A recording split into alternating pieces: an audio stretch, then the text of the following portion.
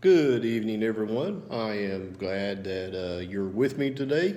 And today we're going to look at the parable of the two foundations. You can find this parable in Matthew chapter 7, verses 24 through 29 or 26. Or you can find it in Luke chapter 6, verses 48 through 49. They're very close and very similar. There is one exception, and that is Jesus in Luke says that the wise man built or dug down deep to the rock. And in Matthew, he doesn't say that. He just says that a wise man maybe he built it on the rock. But the parable after that is still the same. The floods came, and the man that built his house on the rock, he had a firm foundation, and everything was there, and he was safe inside. The foolish man, well, he just put his house together, and he didn't care about what foundation he was building on, and whenever the rains came and the winds blew, well, we all know what happened. The house collapsed. Or as we say in the song in VBS, the house went splat. And that's the idea we get here. Now, we know really what the parable's about, don't we? We understand that the parable is really about listening to the words of Christ. In fact, he says exactly that in Matthew chapter 7, verse 24. He says, "Everyone who hears these words of mine and acts on them may be compared to a wise man who built his house on the rock." Jesus is a good foundation to build a house upon, isn't he? Not a physical house, although a physical house would be good to have if on solid rock, but our personal lives and our spiritual lives, we need that rock.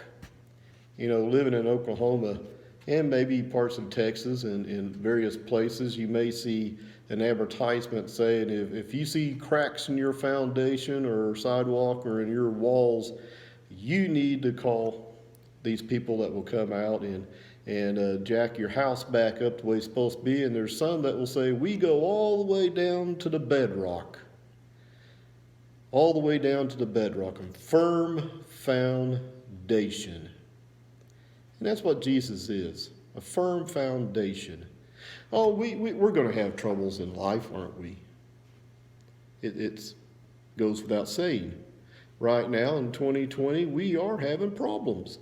There are people that is literally going around paranoid about what's going to happen to this country of ours. And I'm not saying we shouldn't be worried. I'm not saying we shouldn't be concerned, because we should. It's right of every citizen to be concerned. But we are just literally just pulling our hair out, so to speak. And we are going around crazy. We're going around crazy. We're worried about the climate. We're worried about what's going to happen. What if all the Arctic ice melts and floods the oceans, and we're going to have New York underwater. We're going to have all these islands. Hawaii's not going to be there. Everything's going to be done away with on the coast. We're not going to have anything. Well, that's just not true if you believe in Jesus, is it? If you believe in Jesus, you can discount 98% of the worries that man puts out there. You can discount 98% of all the fake news that you want to put out there and say it's not going to happen. I remember when we said goodbye to the 20th century, 1999, December 31st, 11 o'clock. I remember where I was at. I was at the local volunteer fire station. They was having a New Year's Eve party. Bring in the New Year's. Bring in the new millennium. And I was there. And everyone built it up. Something big was going to happen. And I walked outside, one, because I was kind of warm. It was kind of warm in the building, which is good. It was cold outside. And I walked outside and I looked around up at the sky, and the stars were still there. And I couldn't hear a thing. I couldn't even hear a car go by because there wasn't any cars going by, but I couldn't hear anything because nothing happened. Literally nothing happened. It was as if time just kept on going, which it did. Just a few days before that, a lady brought her car into the local inspection station, and you had to have your car inspected back then in Oklahoma, and she asked the guy that was doing the inspection, the one that actually owned the station, his name was John, and she goes, "Now, John, on January 1st, since my car has computer in it, I'm going to be able to go out there and start my car, aren't I?" She was that worried. She was that afraid that when the new millennial happened, the year 2000, that somehow all the computers was going to crash and we would be sent back to 1900 something when we didn't have any computers, we wasn't going to have lights, we wasn't going to have the internet, we wasn't going to have anything. It was going to be in the dark ages. That's what we thought. Nothing happened. And then the Mayan calendar was upcoming, the year 2012, and the Mayans stopped the calendar for some reason at 2012, and as soon as 2012 came along, and December 31st, whatever, time is going to be no more. Well, it's 2020, and time's still going. The Christian didn't worry about it, though.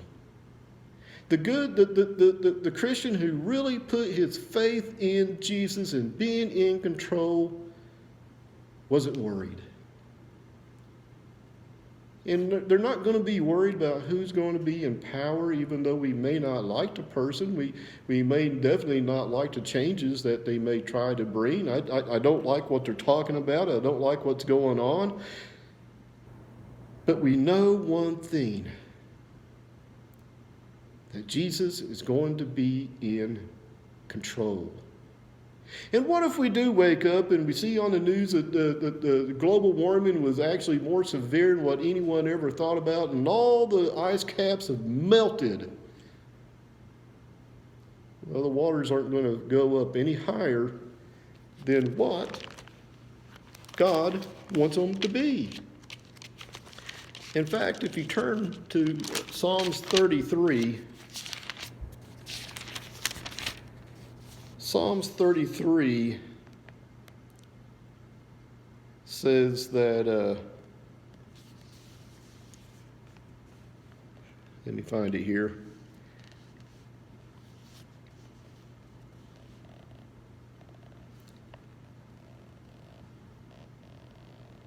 The water heaps up at his command.